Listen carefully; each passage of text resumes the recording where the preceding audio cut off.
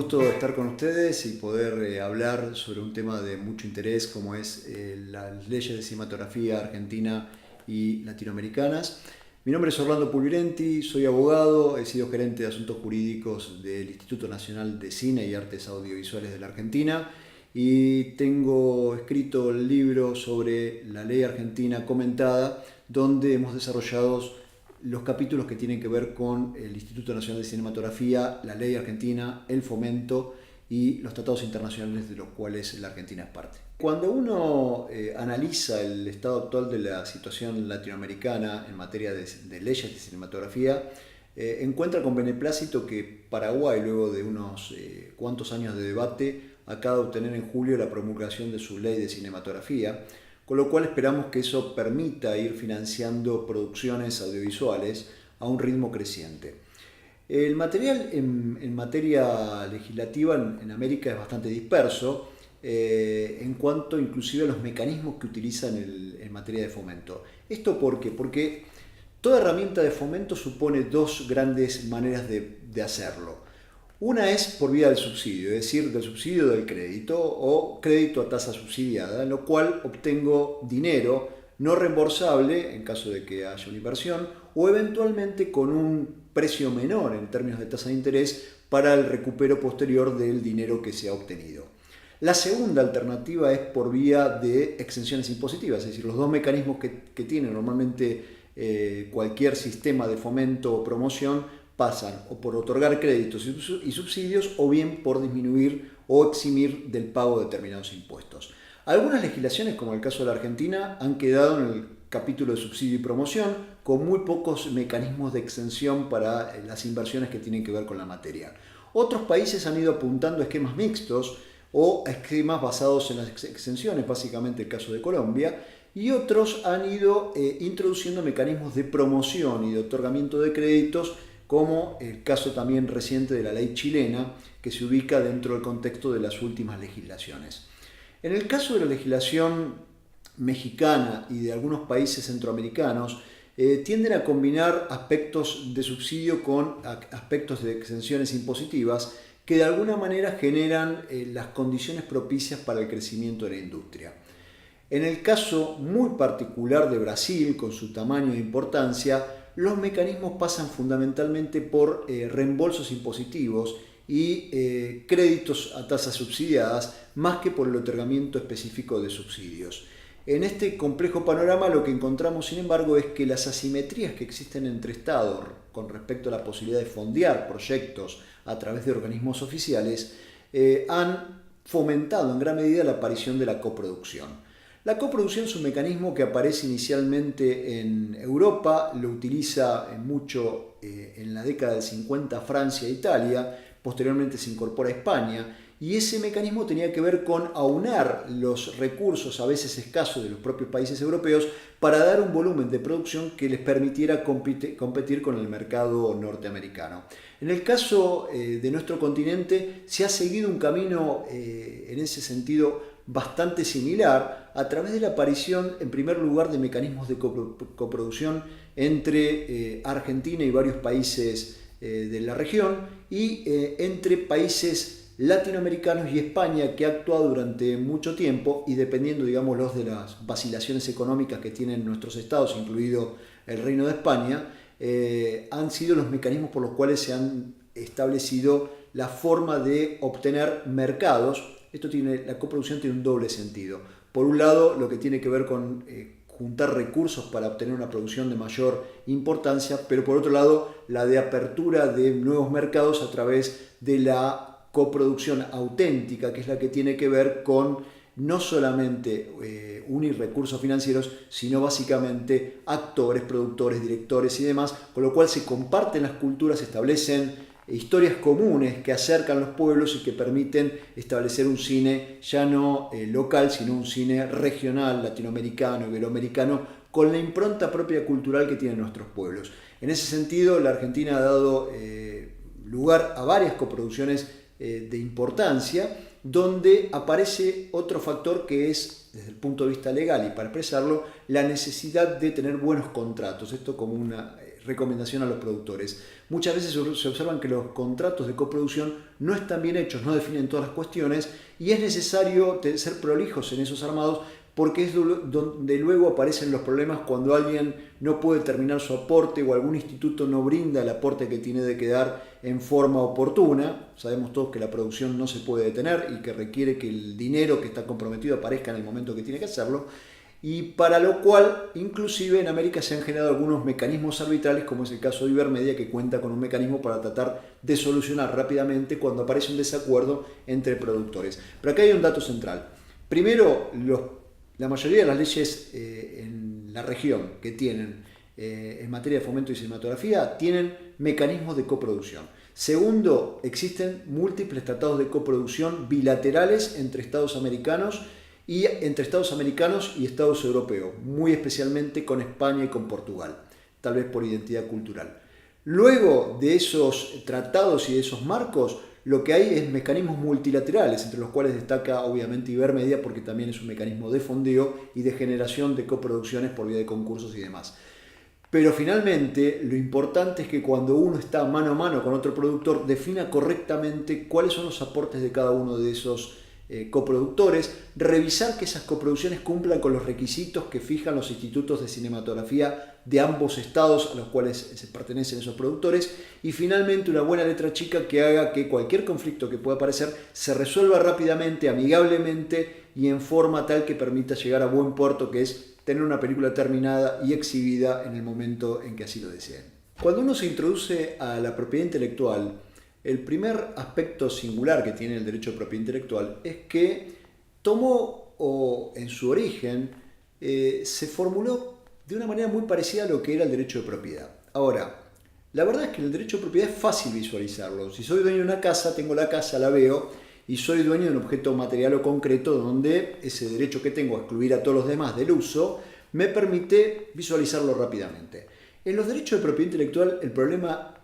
inicial que tiene es visualizar el derecho sobre algo que es intangible y que puede ser reproducido fácilmente. Hoy sabemos que reproducir una película es simplemente copiar un DVD donde el valor del producto reproducido en términos de estética y demás es igual al objeto original. Es decir, el problema que tiene nuestra materia, que es el material audiovisual, es que a diferencia de lo que ocurre con otros, como por ejemplo una estatua donde sería difícil reproducirla, es fácil reproducirla de bajo costo y el producto final tiene una calidad muy similar al producto original. Esto ha permitido una cadena de falsificación y de violación de derechos de propiedad intelectual, donde además la Internet lo ha potencializado porque es fácil subir un material, no declarar quién es el autor, no pagar regalías al autor y simplemente colocarlo en Internet.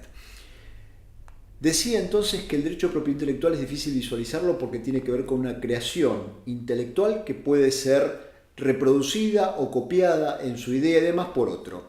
¿Por qué se la protege? Bueno, porque lo que se procura es alentar al productor, al realizador, a que siga pensando, desarrollando o teniendo nuevos productos. ¿Y qué le generamos con esto? Un monopolio. ¿Qué quiere decir ese monopolio? Que si yo hago una película, el Estado me está reconociendo que tengo un monopolio para su exhibición y explotación comercial durante un determinado lapso de tiempo. Esto ocurre con toda la legislación, tiene que ver con mecanismos internacionales que se han previsto y que suponen que ese periodo de explotación que tengo exclusiva para mí o para mis sucesores es el que garantiza recuperar esa inversión y tener una justa paga por mi trabajo.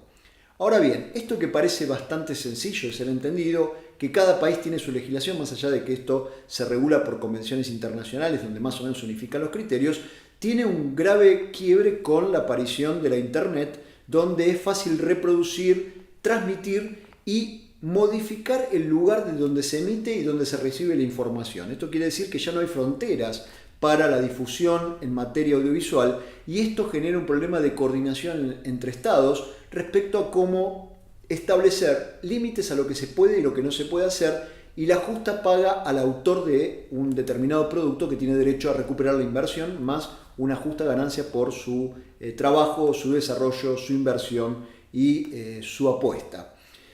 Ahora bien, la verdad es que también en materia de propiedad intelectual se juegan cuestiones que tienen que ver con políticas más amplias. ¿Por qué? Porque en esto la diferencia está quién es el dueño de la mayor cantidad de productos y quién es el de menor cantidad de productos, y se pelean mercados. Esto quiere decir que mientras los países del primer mundo intentan asegurar y ponen como condición al respeto pleno en su propiedad intelectual en los términos que ellos lo acuñan, porque obviamente están defendiendo su producción audiovisual, generan restricciones respecto al uso que pueden darse en los países que tienen menos posibilidad de desarrollo.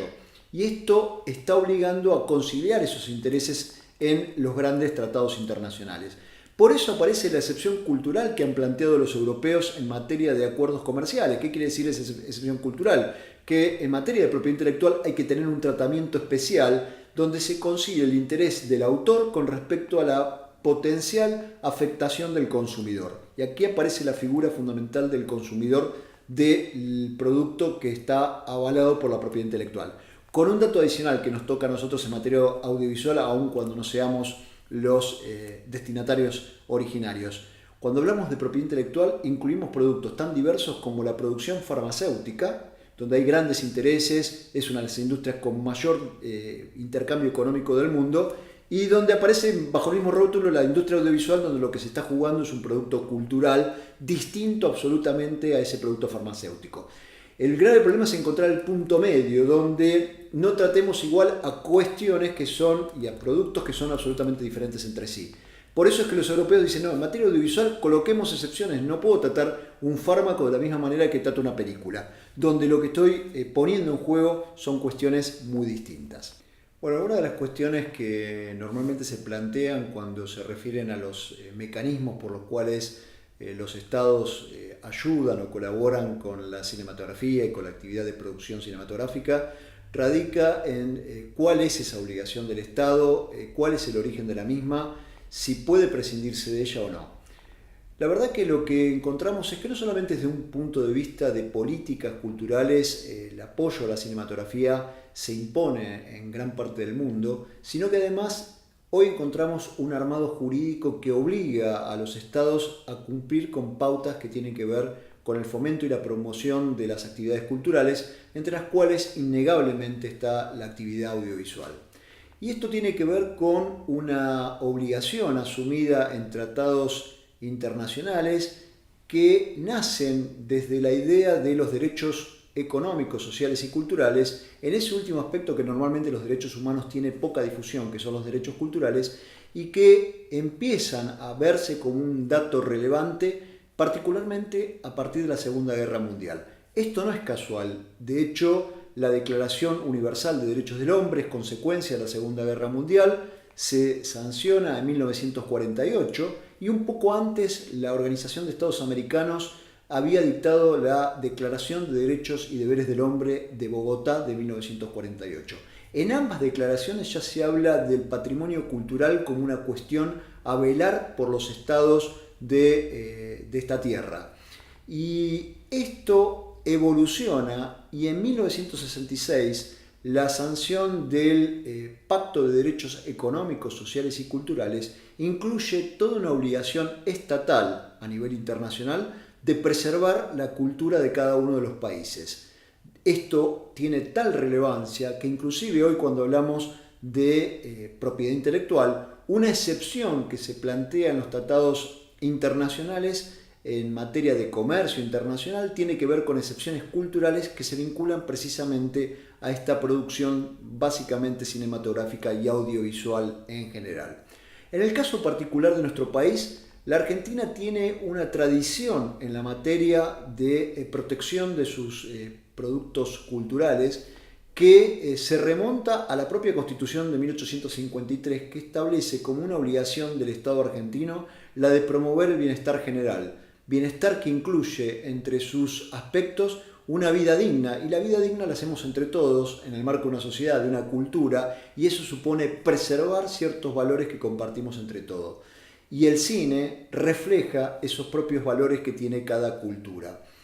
A punto tal esto ha evolucionado que la Constitución Argentina de 1994 incluye una novedad en tanto y en cuanto obliga no solamente a promover la cultura y a fomentarla, sino que además exige la protección de las salas cinematográficas, es decir, de los mecanismos de exhibición del material cinematográfico, lo cual es una novedad, pero también una obligación que le incumbe al Estado argentino con prescindencia de quién es el gobierno. Entonces, cuando muchas veces se discute si el gobierno tiene una política u otra, en realidad lo que tiene que ver con promover y fomentar las artes audiovisuales y particularmente la cinematografía, no estamos hablando de obligaciones de los gobiernos, estamos hablando de la obligación del Estado argentino.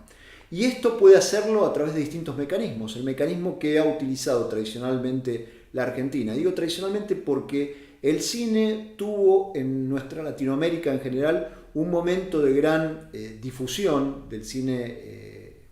digamos, latinoamericano, en la década del 30, del 40 y del 50, que correspondió a un momento en el cual la cinematografía podía competir, la nuestra, con la norteamericana y con la europea. Es cierto que la Segunda Guerra Mundial también, para vincular la aparición de los derechos humanos con el cambio de las reglas de la cinematografía, implicó un cambio en el mercado porque la desaparición del mercado europeo implicó para los norteamericanos empezar a introducirse en el mercado latinoamericano, lo cual hicieron con una competencia que colocó en una situación muy desventajosa a la producción audiovisual, entre otros países de Argentina, pero particularmente de México y de Colombia. En el caso argentino tiene hasta el episodio fantástico de impedir la introducción de material virgen a nuestro territorio para evitar que se produjeran películas en nuestro país y de esa manera lograr que las películas de Hollywood se incorporaran al mercado de exhibición de nuestro país. Esta batalla cultural que tiene que ver con la producción también se ve reflejado en el Plan Marshall, para sacarlo del contexto argentino y mencionarlo en el plano internacional. El Plan Marshall, por el cual Estados Unidos ayudó a recuperar la economía europea destrozada por la Segunda Guerra Mundial, tenía como una condición la obligación de los países europeos de quitar las cuotas pantallas. Cuotas pantallas que nuestra ley actualmente sigue teniendo y que tiene ese origen en la legislación originada en el año 46-47 y evolucionada posteriormente desde entonces.